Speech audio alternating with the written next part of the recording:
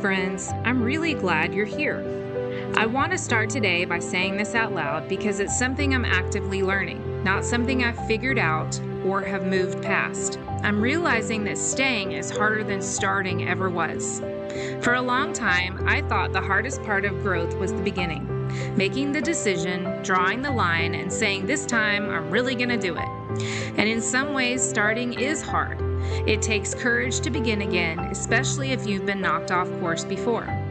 But what I'm finding right now is that the real work starts after the disruption, after life interrupts you, after your rhythm gets broken, after things don't go according to plan, because staying doesn't feel clean.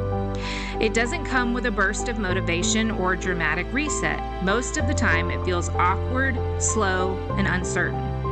Like trying to find your footing again without overcorrecting or burning yourself out in the process. And that's where I am right now. Over the last couple of months, a lot has happened. Grief over losing my dad, the holidays, multiple medical procedures, and if I'm being honest, the wheels came off part of my life that once felt steady, especially my health rhythms. Things that used to feel natural started to feel foreign again, and getting back to a place that feels normal feels heavier than I ever expected. Not because I don't care, and not because I've given up, but because restarting and staying present at the same time takes a different kind of wisdom. I'm finding myself asking questions like, how do I begin again without doing too much all at once? How do I protect myself from the all or nothing cycle that I know so well? And how do I move forward in a way that can actually carry through on the hard days? And if I'm really honest about it, there's been a lot of doubt mixed in there as well. Doubt about whether I can find a rhythm that feels sustainable again. Doubt about how far I've drifted from where I once was. Doubt about whether staying will eventually feel easier or if this unsettled feeling is just part of the process. And at the same time, there's another place where I'm practicing staying in a very different way. Through this podcast, showing up week after week, learning to do something that is stretching me, allowing myself to grow in ways I didn't anticipate, not because it's always comfortable, but because it feels meaningful. And that contrast has been interesting to sit with. In one area, I'm trying gently to rebuild traction without overwhelming myself. And in another, I'm learning how to stay committed when growing feels quiet and unseen. Both are teaching me something about what staying actually requires. This episode isn't about having the answers or presenting a polished plan. It's about naming the in-between, the space where you're not quitting, but you're also not fully settled yet. The space where you're trying to restart wisely without losing yourself in the process. And if you're listening and you feel like you've lost momentum in something that matters to you, or if you've tried to get started again and struggled to find traction, or if you're carrying both desire and hesitation at the same time, you're not alone, friend. Let's talk about what it really looks like to stay, especially when staying doesn't feel steady just yet. One of the hardest parts of being in this season has been trying to get moving again without tipping into the same patterns that burned me out before. And because here's the truth, I can restart. I know how to do that. I know how to flip the switch, tighten everything up, and go all in. I've done that more times than I care to count. That part isn't new to me. What's new is trying to begin again without overwhelming myself in the process. There have been days recently when nothing dramatic went wrong. No big blow up, no conscious decisions to quit, and yet by the end of the day, I could feel that familiar heaviness settling in. Sometimes it's something as simple as realizing I didn't hit my water goal. Other times it's noticing that I ate more carbs than I planned for the day. Nothing catastrophic and nothing that actually undoes the work. And yet, almost immediately, my mind wants to label the entire day as a failure. It's surprising how fast that old voice shows up, the one that tells me I didn't do what I set out to do, that I somehow missed the mark, and that tomorrow now needs to be a full reset instead of a simple return. It's such a subtle shift, but it carries a lot of weight. Because once I decide the day is a failure, everything that follows feels heavier. Staying feels harder, and returning feels less hopeful. And the temptation to either give up for the day or overcorrect the next day becomes very real. That's the pattern I'm trying to interrupt right now. I've noticed how quickly my mind goes to extremes when I feel behind, how fast I start thinking in terms of catching up, fixing everything at once, or making up for lost time. There's a familiar urgency that shows up, quietly insisting that the only way forward is to do more structure, more effort, more discipline. Is as if intensity could make up for interruption. But intensity has never been the thing that's carried me for long term. In fact, it's usually the thing that sets me up to quit. So lately, I've been moving much more slowly than I would have in the past, and I'll be honest, that's uncomfortable. There's a part of me that doesn't trust slow movement, that wonders if I'm just procrastinating or avoiding the hard work. That questions whether gentleness is actually wisdom or fear dressed up nicely. I don't always know how to answer that yet. What I do know is that after everything that's happened, the grief, the holidays, the medical procedures, the recovery, my capacity is different than it was before, and pretending otherwise doesn't help me move forward. It just sets expectations that I can't realistically meet. I've tried to get started again more than once since the last of my procedures. I remember thinking, okay, well, now that I'm done with that, I can get back into it. And then realizing a couple days in that traction wasn't coming the way I expected, not because I didn't care and not because I wasn't trying, but because my body and mind weren't ready to move at the pace that my expectations were demanding. And that realization was humbling. It forced me to ask a different set of questions than I'm used to asking. Instead of how do I get back to where I was, I've had to ask, what does starting look like now? Instead of what plan will get me the results the fastest, I've had to sit and ask, what can I actually carry on the days when the motivation is at its lowest or when life is interrupting? Those questions don't come with quick answers. They require honesty, they require restraint, and they require a willingness to disappoint the version of myself that wants immediate progress in favor of protecting the version of myself that needs sustainability. And that's the tension that I'm still sitting in. There's also a quiet grief that comes with realizing you can't just pick up where you left off, that your body, your rhythms, and your emotional reserves have shifted. And what once felt natural now feels heavy. It doesn't mean that you're weaker, it means that you've lived. But that kind of realization can shake your confidence. I've caught myself wondering whether I'll ever find that rhythm again, the one that felt steady and familiar, whether the distance between where I am and where I want to be is too wide to cross without exhausting myself in the process. And that's where staying becomes complicated. Because staying doesn't mean pretending everything's fine. It means continuing without rushing past reality. It means honoring what you've been through while still choosing to move forward, even if that movement is slower and less impressive than you had hoped. Right now, staying looks like resisting the urge to overhaul everything at once, and it looks like noticing when I'm stacking expectations, food rules, hydration goals, movement plans on top of an already full life that includes work, responsibility, grief, and creativity. It looks like reminding myself that doing less on purpose is sometimes the only way I don't quit altogether. And I'm still learning how to hold that tension. Some days staying feels wise, and other days it feels fragile. There are moments when I wonder if I'm doing enough, and moments when I know that protecting my capacity is the very thing that's allowing me to keep going. That's the part that I'm paying attention to now, because if I've learned anything from past cycles, it's that sustainability doesn't come from pushing harder, it comes from choosing something small enough to survive real life. Interruptions, off days, and all. I don't have this mapped out yet, and I don't have a perfect rhythm to offer you, but what I have is a growing awareness that staying requires discernment, not determination. It asks you to listen to your limits without letting them become excuses. It invites you to move forward without abandoning yourself along the way, and that's the work I'm in right now, too.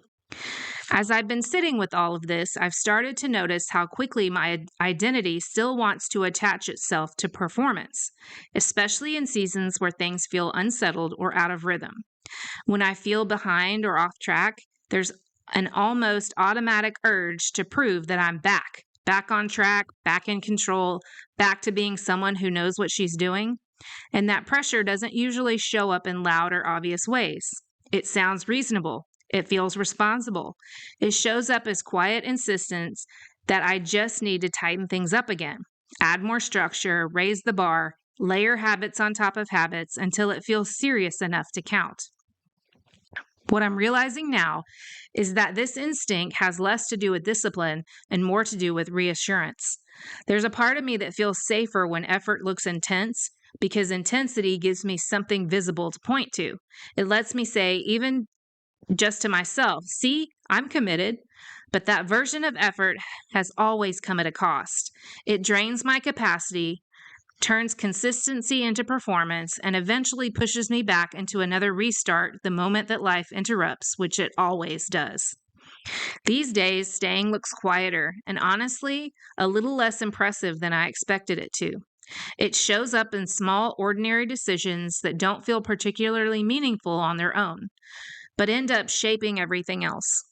When we're in a good place with our habits, I'm intentional about what comes into our home, not because I'm afraid of food or don't trust myself, but because I know how much energy it takes to constantly negotiate with myself.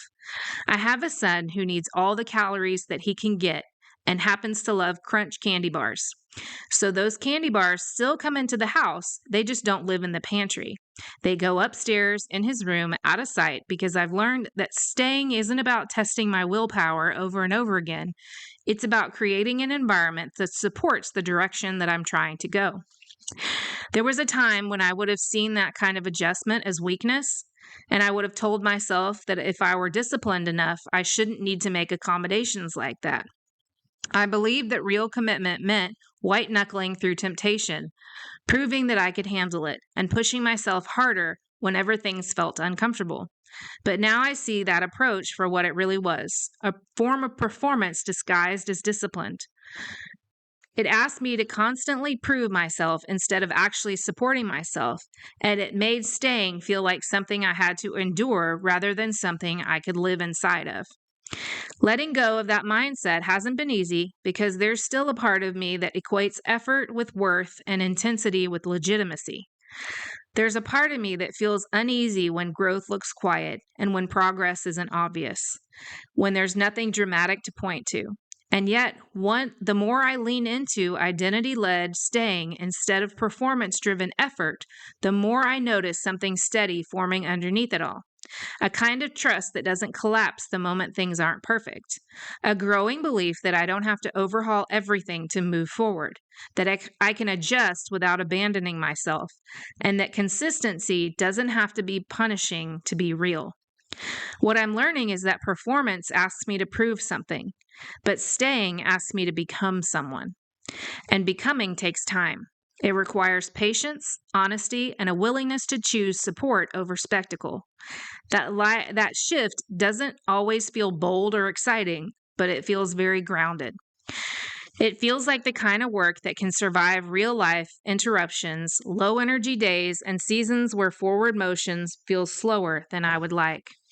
I'm still practicing this and still unlearning old definitions of discipline and rewriting what commitment looks like in this season of my life. But the more I choose identity over performance, the more staying starts to feel less like pressure and more like alignment. And that kind of alignment is something that I want to protect. As I've been thinking about staying in one area of my life, I've realized how closely it mirrors what I'm learning in another. And that's the work I'm doing here with this podcast. When I first started, everything felt new. There was excitement, momentum, and a sense of purpose that carried me forward almost effortlessly. Starting was energizing. It felt meaningful just to take a step and finally do the thing I've been holding for so long. But staying has been different. Staying has meant showing up to record when there's no surge of adrenaline anymore, when I'm not sure who's listening, when the numbers don't tell the clear story, and where there's no immediate feedback to reassure me that this is landing in the way I hoped that it would. And if I'm honest, there have been moments when I've had to confront the part of me that wants validation in order to stay motivated, the part of me that wonders whether the work still matters and if it's visibly growing or being affirmed in obvious ways. If it isn't visibly growing or being affirmed in obvious ways. And that's been uncomfortable because I didn't start this podcast for attention or applause, but I also didn't anticipate how quiet it might feel in the middle. How much trust it would require to keep showing up without knowing who's on the other side of the conversation. How tempting it would be to measure worth by engagement instead of faithfulness. There are weeks where recording feels deeply grounding and life-giving, and there are weeks where it feels like another responsibility layered into an already full life, something that I have to choose again even when energy is low or confidence wavers. Staying in this space has asked me to let go of the idea that I need constant confirmation to continue. It's asked me to believe that the work is doing something even when I can't see the results yet, that the growth might be happening quietly beneath the surface in ways I won't fully understand for a long time. I've noticed how similar this feels to the other areas where I'm trying to build sustainable rhythms. And the same questions show up, the same tension between intensity and longevity, the same temptation to restart, rebrand, rethink, and to overhaul, instead of staying with what I've already committed to. But every time I choose to stay, something subtle shifts. I feel a little more rooted, a little more confident in my voice, a little less dependent on external affirmations. Staying is teaching me how to trust the process without rushing it, and how to keep going without needing to prove that I'm doing it right. That doesn't mean that there aren't doubts. There are. And it doesn't mean that I always feel sure, because I don't. But it does mean that I'm learning how to show up honestly without pressure to perform and without needing the work to justify itself immediately. That matters to me because this space, this conversation, isn't about perfection or productivity. It's about presence. It's about practicing what I'm talking about in real time and about staying engaged even when the middle feels quiet, slow, or uncertain. In a lot of ways, this podcast has become one of the clearest places where I'm learning what staying actually requires. Not grand gestures, not dramatic recommitments, just a willingness to return week after week and trust that something meaningful is unfolding, even if I can't see the full picture yet. And the more I stay, the more I realize this kind of quiet faithfulness is shaping me in ways that intensity never could. As I've been paying attention to all of this, one thing keeps becoming clearer to me. Staying isn't just about behavior, it's about identity. When I strip away the plans, the rules, and the systems, what I'm really wrestling with isn't how to stay, it's who I believe I am when staying feels unimpressive. Because when I'm honest, there's a version of me that feels more comfortable when I'm starting something new. Starting lets me feel decisive, capable, in control. There's a clarity that comes with beginnings that makes it easier to trust myself, even if that trust doesn't always last. Staying doesn't offer that same clarity. Staying asks you to keep doing or going without the emotional payoff of a fresh start. It doesn't come with a rush of motivation or a clear sense of momentum. Most days, it just asks you to show up again quietly, imperfectly, without needing to announce it. And that's where staying starts to expose what you're really depending on. For me, it's been exposing how much reassurance I need to look for in visible progress. How often I want something external to tell me I'm doing okay, a number, a result, a sense of accomplishment. When that reassurance isn't there, it can feel unsettling, like I'm walking without a map. But from what I'm learning is that staying isn't meant to reassure you right away. It's meant to form you. Staying forms patience in places where urgency used to live. It forms trust where fear used to push. And it forms discernment where intensity used to feel safer. And that formation is subtle. It doesn't always feel productive. It doesn't always come with applause. It doesn't give you a clear marker that says, yes, this is working. Instead, it slowly reshapes how you respond when life interrupts. when motivation dips, or when the path forward isn't obvious. I'm noticing that the more I stay, even imperfectly, the less I feel the urge to prove myself, the less I need to overhaul everything to feel legitimate, and the more I'm able to pause and ask whether a decision is actually sustainable or just impressive. That's the shift I didn't expect. I used to think consistency meant doing the same thing at the same level all the time. But staying is teaching me that consistency is really about staying connected to the direction, even when the expression changes. Some days that direction may look steady and intentional. Other days it will look slower and quieter. And occasionally it looks simply like not quitting when it would be easier to do so. And all of that counts. Staying is also teaching me that restarts don't always have to be dramatic and to be real. Sometimes restarts look like returning gently instead of flipping the table and beginning again from scratch. Sometimes it looks like choosing one thing you can carry today instead of everything you think you should be carrying. That kind of restraint doesn't feel bold, but it feels wise. And wisdom often feels quieter than we expect. I don't think staying is about lowering standards or settling for less. I think it's about shifting what you measure. Instead of asking, am I doing enough? Staying invites you to ask, am I doing something I can live with? That question has been changing the way I think about growth. Because when you choose something that you can live with, you're no longer building a life that requires constant recovery. You're building one that has room for interruptions, celebrations, setbacks, and ordinary days without falling apart every time things don't go according to plan. That doesn't mean it's easy. It just means that it's honest. And honesty has a way of slowing you down just enough to notice what's actually happening inside you, what you're learning, what you're resisting, and where you're being invited to trust more deeply. I don't have a conclusion to offer here. I'm still learning how to stay without needing constant confirmation that I'm doing it right, and I'm still practicing how to restart gently without slipping back into the all-or-nothing cycle. I'm still figuring out what it looks like to move forward without turning growth into another performance. But I'm noticing this. The quieter I allow the process to be, the more rooted I am inside of it. And that feels like something worth paying attention to. If any of this feels familiar to you, I want you to hear this clearly. You are not behind and you're not broken. If you're in a season where you're trying to rebuild a rhythm after life interrupted you, if you've lost traction in something that once felt steady, if you're holding both desire and hesitation at the same time, you're not alone. A lot of people quietly live in this space. The space where you haven't quit, but you don't quite feel like you're settled into it either. The space where you're still showing up, but the progress feels slower and less obvious than you expected. The space where you're trying to move forward without blowing yourself up again. And because this space doesn't come with clear markers or dramatic moments, it's easy to assume something must be wrong. But often, nothing is wrong at all. Often, you're just in the middle.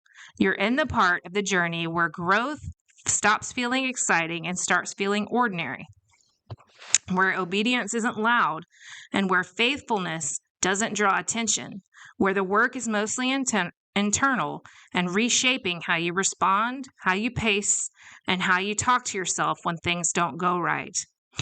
That kind of growth doesn't announce itself. It doesn't come with before and after photos or big reveal moments. It happens quietly underneath the surface as you learn how to stay without needing constant reassurance. If you've been tempted to restart lately, not because you don't care, but because you want to feel the momentum again, that makes sense. Restarting can feel hopeful, clean, energizing. It offers an illusion of control when things feel uncertain. But restarting isn't always the answer. Sometimes what you actually need isn't a new beginning, but a gentler continuation. A way to return without punishment and a way to adjust without abandoning yourself. If you've been trying to do everything all at once, stacking expectations, rules, or goals on top of an already full life, you're not failing. You're likely just tired. And tired people don't need more pressure. They need permission to simplify. Permission to choose one thing instead of everything. permission to choose a pace that they can carry, permission to stay without proving anything. If you've had days where motivation was low, or energy was limited, or life simply got in the way, that doesn't erase the progress you've made. It doesn't disqualify you. It doesn't mean you need to start over from scratch. It just means you're human, friend. Staying doesn't require perfection. It doesn't require uninterrupted momentum. It requires willingness. The willingness to return again and again without turning every interruption into a verdict about who you are. And if right now staying feels fragile, if you're just moving forward slowly, cautiously, unsure whether what you're doing is going to last, that doesn't mean you're doing it wrong. It may mean you're finally listening to what your life can actually hold. That kind of listening is a strength, not a weakness. You don't have to rush the season. You don't have to perform consistency. You don't have to prove that you're back on track. You just have to stay connected to the direction you've chosen, to the values that matter to you, and to the version of yourself that you're becoming, even if the path there feels quieter than you expected. And that kind of staying counts more than you would know. Before I move any further, I want to slow this down for a moment, not to summarize and not to wrap anything up, but to sit right here in the middle of what we've been talking about. Because this space that we're naming, this space between starting and finishing, between intention and outcome, is where a lot of us actually live. It's easy to rush past it or to treat it like something to get through instead of something to pay attention to. What I'm noticing as I look at my own patterns is how uncomfortable this middle space can feel when there's no clear feedback. When you're doing the work, showing up, making adjustments, but you don't feel settled or confident that it's working. When the excitement of starting has worn off, but the fruit of staying hasn't shown up in obvious ways. That's often where doubt gets really loud. Not the dramatic kind, the quiet kind, the kind that whispers questions instead of shouting accusations like, is this enough? Am I doing this right? Should this feel easier by now? Why does this still feel hard? These questions don't mean you're failing, they mean you're paying attention. But if you're not careful, they can slowly push you towards urgency, toward changing things too quickly, overcorrecting, or deciding that the discomfort itself is a sign that something needs to be fixed. I've realized that I've spent a lot of my life mistaking discomfort for danger. When something felt awkward, uncertain, or slow, I assumed that it meant I was doing something wrong, that I needed to adjust faster, do more, or start over entirely. Staying has been challenging that assumption because staying doesn't eliminate discomfort. It teaches you how to move alongside it without letting it drive every decision. It invites you to tolerate the uncertainty long enough to learn something from it instead of immediately escaping it. And that's harder than it sounds, especially if you're someone who's used to being proactive, thoughtful, and intentional. If you're wired to solve problems, make plans, and improve systems, sitting in the middle can feel unproductive and irresponsible even. Like you should be doing something instead of just noticing what's happening. But what I'm learning about noticing, it is doing something. Noticing where you rush, noticing where you panic, noticing where you're tempted to abandon what you started, not because it's wrong, but because it's quiet. That kind of awareness doesn't come from intensity, it comes from presence. And presence takes time. I've had to admit that part of what makes staying uncomfortable for me is that it removes my usual coping mechanisms. I can't rely on novelty. I can't hide behind a fresh start. I can't convince myself that motivation will magically return if I just reset everything again. Staying asks me to be honest about what I'm capable of right now, not in a defeating way, but in a grounded one. It asks me to accept that my capacity has shifted and that life interrupts sometimes, and that growth doesn't always move in straight lines. That acceptance doesn't mean lowering standards. It means adjusting expectations so they're rooted in reality instead of pressure. I'm also noticing how much compassion this space requires, not just for others, but even for myself. It's one thing to encourage someone else to keep going gently. It's another thing entirely to offer that same grace to yourself when you're the one feeling stuck or uncertain. The middle has a way of exposing that gap. It shows you where you're patient with others but harsh with yourself, where you celebrate effort in other people but minimize your own, where you expect yourself to move faster simply because you've done hard things before. Staying invites you to close that gap, not by lowering the bar, but by recognizing that endurance is its own kind of strength, one that doesn't announce itself but holds quietly over time. This pause isn't about finding answers, it's about recognizing the space that you're in and naming it honestly, about resisting the urge to rush past it because it doesn't feel comfortable or clear yet. Because sometimes the most meaningful work isn't happening in the steps you're taking forward, it's happening in the way that you're learning to stay present right where you are. There's a part of every journey that doesn't get talked about very much. It's not the beginning or the ending, it's the middle. The long stretch where the decision has already been made, but the outcome is still far enough away that it doesn't shape your daily motivation anymore. The middle is where the excitement fades, where progress stops feeling obvious, and where staying becomes something you have to choose quietly over and over again. I've learned that the middle is where most people don't consciously quit, they just drift.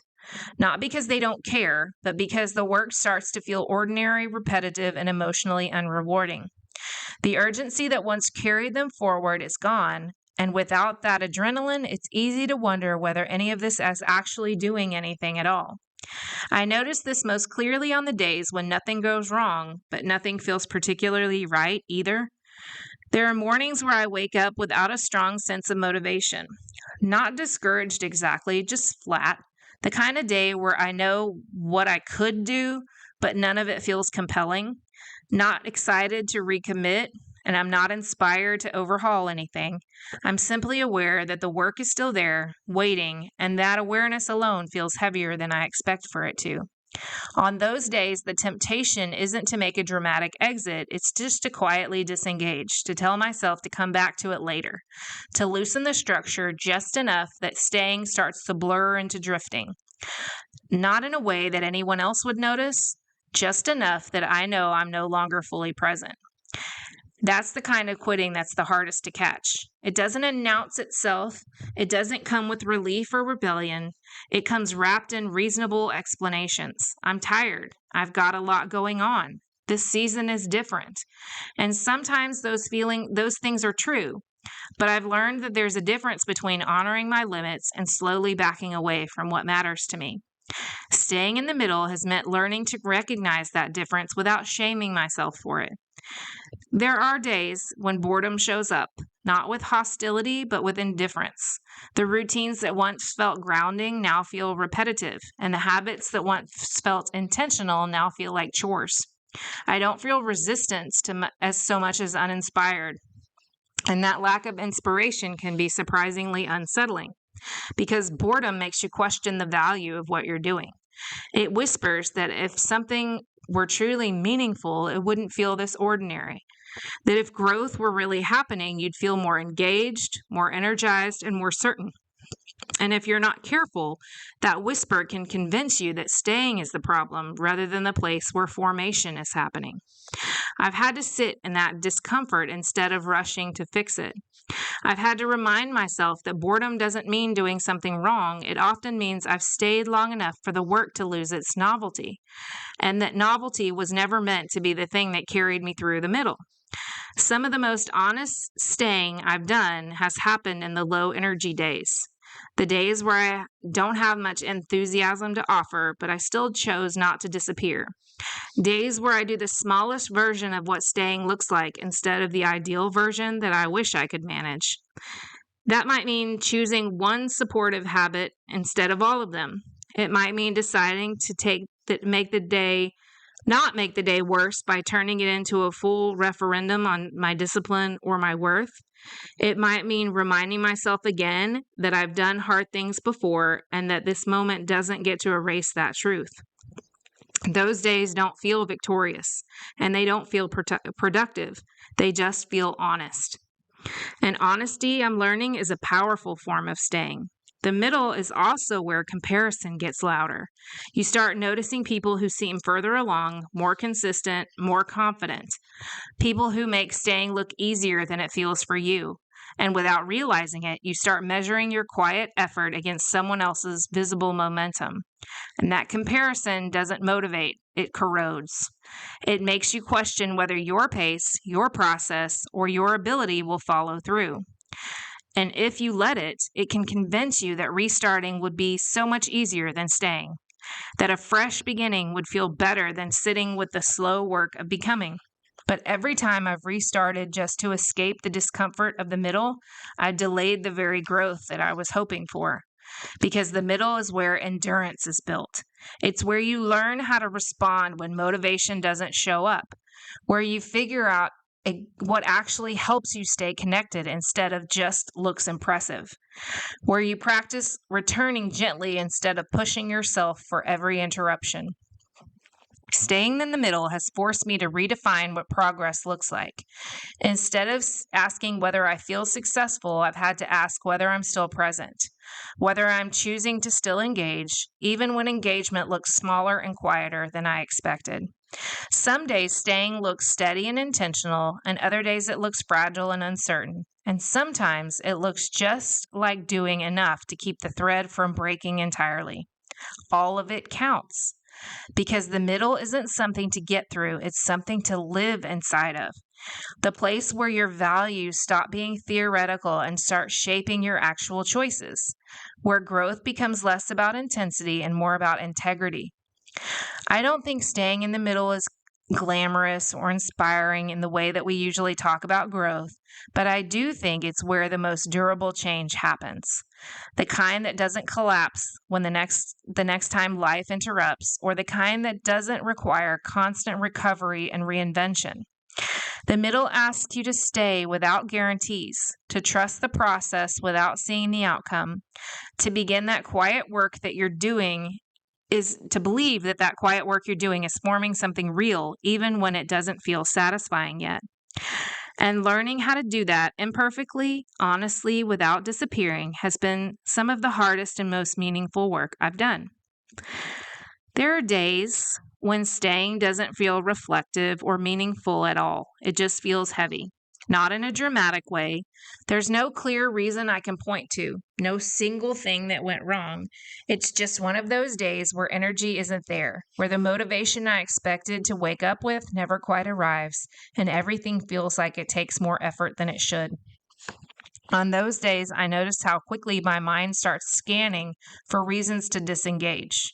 I don't think I'm quitting. I think things like, I'll deal with that tomorrow, or today just isn't the day. It won't really matter if I ease up for now. And the tricky part is that none of those thoughts are technically wrong. They're reasonable and they sound compassionate, and even sometimes they sound wise. But I've learned that there's a difference between compassion and avoidance. And on hard days, the line between the two can get blurry. A hard day for me often looks very ordinary. I get up, I get ready, and I already feel behind. Not because I am, but because my body feels slow and my mind feels cluttered. I move through the morning doing things I need to do, but without much presence, and everything feels slightly off rhythm, like I'm half a step behind. It's usually when the old patterns start whispering. I notice that what I didn't do instead of what I did. I replay small choices in my head, what I ate, what I skipped, what didn't go according to plan. And I feel that familiar urge to turn the whole day into evidence that I'm not staying very well at all. And this is where I used to spiral. I would mentally zoom out, take the entire day or week or as a snapshot and decide that it meant something bigger about me, that I was slipping, that I was losing traction, and that I needed to reset everything again to feel steady. But staying has been teaching me to slow that moment down. Instead of letting the day become a verdict, I'm learning to stay inside of it and to notice what's actually happening without inflating it into a story about failure. To recognize that low energy doesn't mean low commitment, and that a hard day doesn't undo the work that's already been done. That doesn't mean the discomfort disappears. It doesn't mean that the urge is disengage goes away. It just means I don't let that urge drive the next decision. On hard days, staying often looks smaller than I want it to. It might mean choosing one supportive habit instead of them all, and it might mean deciding to not make the day worse by turning it into a referendum on my discipline or my worth. It might mean reminding myself quietly that I've been there before and that I've rebuilt rhythms after interruptions and that this moment doesn't get to erase the truth. These aren't heroic choices. They don't feel inspiring, and no one would look at them and call them impressive, but they're honest. And honesty, I'm learning, is often what staying actually requires. Hard days are where the difference between starting and staying become the clearest. Starting wants perfect conditions. Staying learns how to function inside of imperfect ones. Starting waits for motivation, and staying moves gently without it. And when I get to the end of a hard day without having blown everything up, without having to quit quietly or punish myself into exhaustion, I can see something clearly that I couldn't see in the middle of it.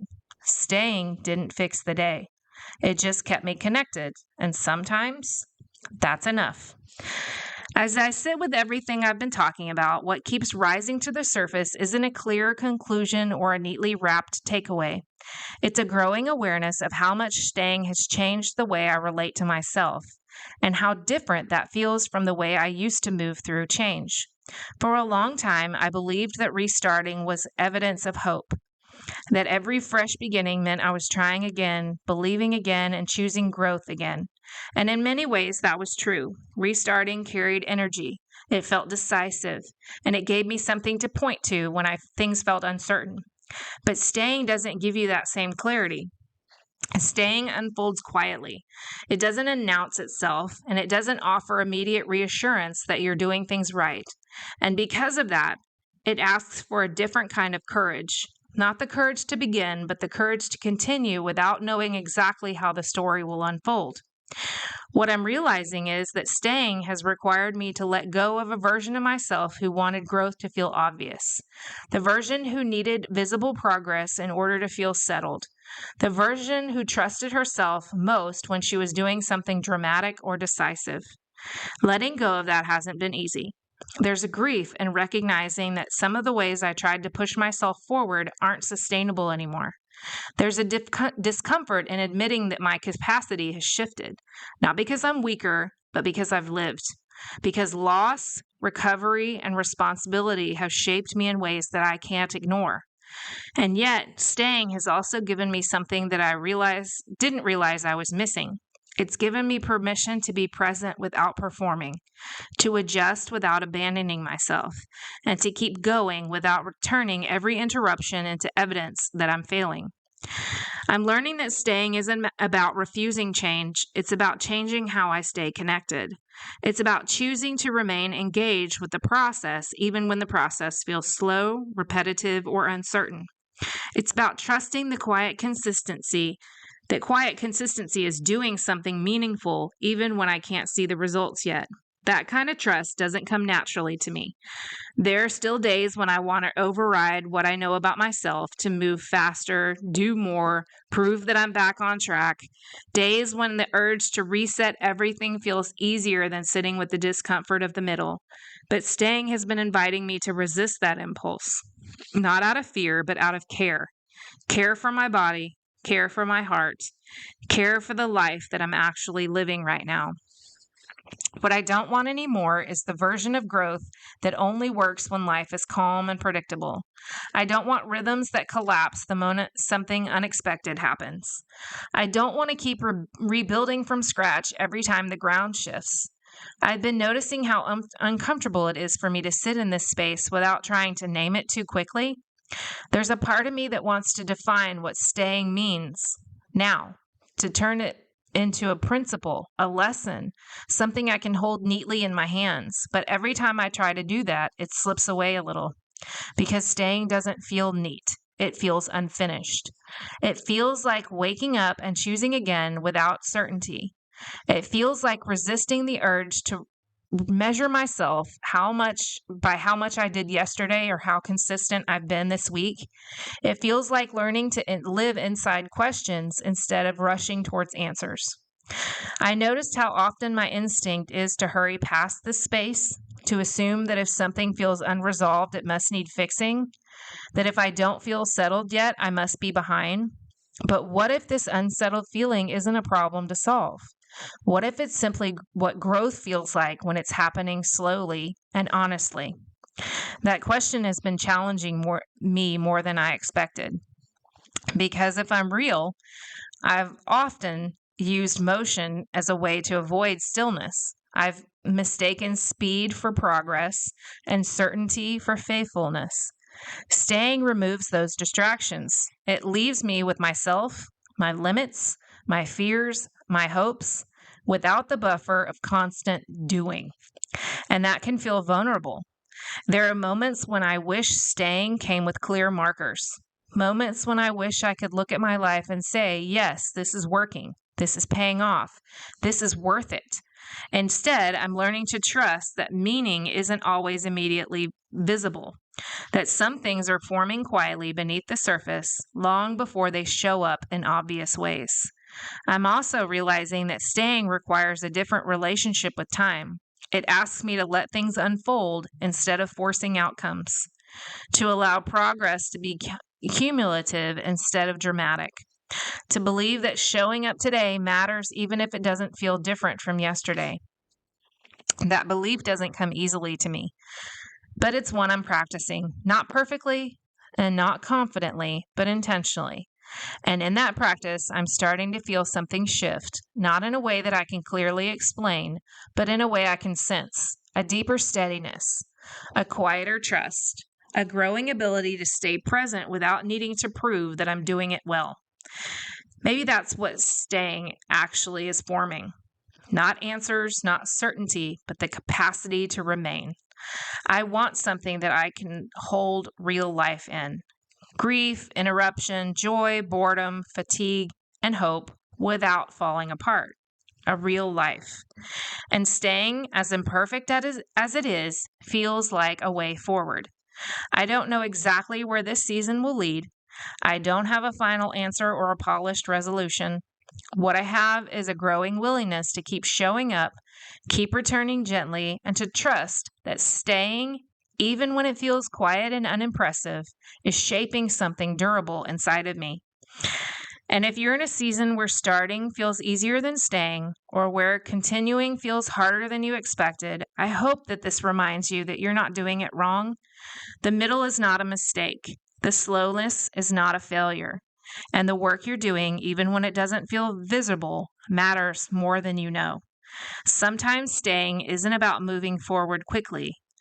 It's about not disappearing. And for now, that feels like enough. One of the reasons that staying has felt harder than starting ever was because this season hasn't been lived in a vacuum. It's been lived alongside loss, disruption, and a body that has been asked to recover more than once, actually 3 times, in a relatively short amount of time. And I think that matters more than I've allowed myself to admit. That's where there's a narrative that we absorb quietly, almost subconsciously, that says, once the hardest part is over, you should be able to pick things back up where you left off. That grief has a timeline and that recovery has an endpoint. That eventually things should return to normal, whatever that means. But real life doesn't work that way. Losing my dad changed something in me, not all at once, and not in ways that I can easily name. It wasn't just the loss itself, it's everything that has followed. The way that my nervous system has stayed on edge longer than I expected, the way that my capacity shrank in places that I thought were solid, the way that motivation didn't return on schedule even when I told myself it should have by now. Layer medical procedures on top of that, procedures that require recovery, patience, and physical rest, and it becomes clear why restarting hasn't felt simple. My body hasn't just been off track, it's been processing, holding, and healing. And yet, there's part of me that still wants to override that reality. There's a voice that says, you've done hard things before and you know how to do this. Just get back to it. And while that voice isn't wrong, it's incomplete. It speaks strength, but it doesn't always account for weariness. It honors perseverance, but not always tenderness. Staying in this context has meant learning how to hold both. I'm strong and I'm tired. I'm capable and I'm still grieving. I know what works and I'm rebuilding my capacity to carry it. These things aren't contradictions. They're coexisting truths. What I've had to reckon with is the idea that interruptions don't mean failure. They mean that life has happened. And life doesn't pause politely so that we can maintain perfect rhythms. Grief interrupts. Recovery interrupts. Loss interrupts. And pretending otherwise only adds shame to something that already requires gentleness. I've noticed how quickly I want to minimize this part of the story and how easily I gloss over it even internally. As if acknowledging disruption is the same as making excuses. As if giving myself space to rebuild slowly means that I'm lowering the bar or settling for less. But staying has been teaching me that honoring interruption is not the same thing as surrendering momentum. It's recognizing that momentum looks different after loss, that rebuilding requires different pace than building the first time, and your body and heart need time to trust the process again. There's also a grief in realizing that the version of me who could push through anything isn't who I am right now, and maybe it isn't who I'm meant to be anymore. That realization is tender. It asks me to release old identities along with old expectations, and that release isn't clean. Some days I feel grounded in it, and other days I resist, wishing I could go back to the version of myself who didn't have to think so carefully about capacity. But staying has been inviting me to build something that honors who I am now and not who I used to be. That invitation feels slower and quieter, and it requires a level of self-compassion that doesn't come naturally to me. But it also feels honest. I don't want a version of staying that only works when life is calm and predictable. I want something that can survive grief, interruption, recovery, uncertainty, and those things in between, because those aren't detours from life, they are life. And if staying is going to mean anything, it has to mean staying through those moments too. Not perfectly, not heroically, just honestly. And that's the work I'm learning to do now, to let the interruption be part of the process instead of something I'm constantly trying to overcome or erase. As I sit with what I've been talking about, what keeps rising to the surface isn't a clear conclusion or a neatly wrapped takeaway.